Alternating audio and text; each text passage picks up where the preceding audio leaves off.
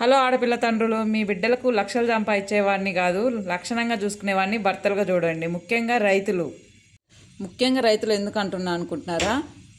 ఎవడో ఒక ఉద్యోగస్తుడు దొరికింది కదా అని చెప్పేసి మా కష్టం మా బిడ్డకు ఉండకూడదని చెప్పేసి వాడికి ఇచ్చేస్తారు. మరి వాడు ఎలాంటి వాడా, మా బిడ్డను మంచిగా చూసుకుంటాడా చూసుకోడా, బిడ్డ మాట గౌరవిస్తాడా గౌరవిడా అని ఏం ఆలోచించకుండా మా కష్టం ఉండదు, మా బిడ్డకు సుఖంగా కూర్చుంటుంది అని చెప్పేసి ఉద్యోగస్తుడు వస్తే చాలు వారి గురించి ఏం తెలుసుకోకుండా వాడికి ఇచ్చేస్తారు. లక్షలు సంపాదిస్తే కాదు మీ బిడ్డలు సుఖంగా ఉండేది. మీ బిడ్డ మాటకు విలువ ఇస్తేనే సుఖంగా ఉంటుంది. అది ఉద్యోగం చేసే వాళ్ళైనా పొలం పనులు చేసుకునే వాళ్ళైనా అది చూసుకొని ఇవ్వండి పిల్లను. అంతే కదా, ఏమంటారు కామెంట్ చేయండి. అలాగే ఈ వీడియో కనుక నచ్చినట్లయితే లైక్ చేసి షేర్ చేసి సబ్స్క్రైబ్ చేసుకోండి తమ్ముళ్ళు.